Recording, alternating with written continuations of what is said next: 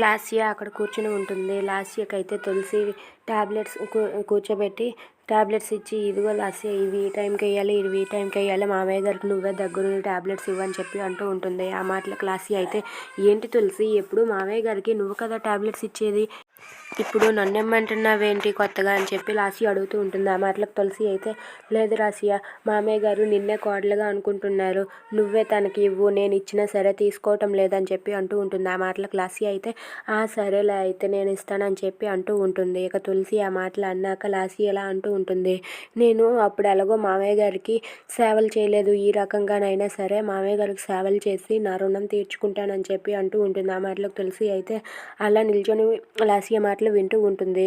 ఇంతలో దివ్య, విక్రమ్ అయితే వాళ్ళ బెడ్ పైన అలా పడుకొని ఉంటారు. ఇంతలో దివ్యకైతే దెయ్యం వచ్చి రా బయటకు రా అంటూ దివ్యని పిలుస్తున్నట్టుగా అనిపిస్తుంది. దివ్య అయితే లేచి ఒక్కసారిగా భయపడి కూర్చుంటుంది.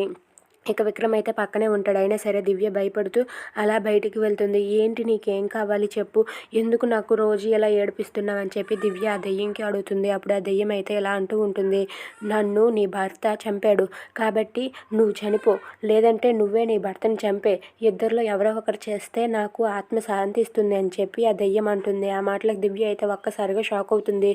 అవును, ఎవరో ఒకరు చనిపోతేనే నాకు ఆత్మ శాంతిస్తుంది అని చెప్పి ఆ దెయ్యం అంటుంది. ఆ మాటలకైతే దివ్య ఇలా అంటూ ఉంటుంది, అయితే బాధతో ఇలా అంటూ ఉంటుంది, అయితే నేనే చనిపోతాను, ఆయన్ని ఎందుకు చంపడం అని చెప్పి బాధతో అలా నడుచుకుంటూ మేడపైకి వెక్కి దూకేయడానికి అయితే మేడపైకి వెళ్తుంది. ఇంతలో విక్రమ్ అయితే పక్కన దివ్య లేకపోయేసరికి దివ్య దివ్య అంటూ ఇల్లు మొత్తం నెతుకుతూ ఉంటాడు. అయినా సరే దివ్య కనబడదు.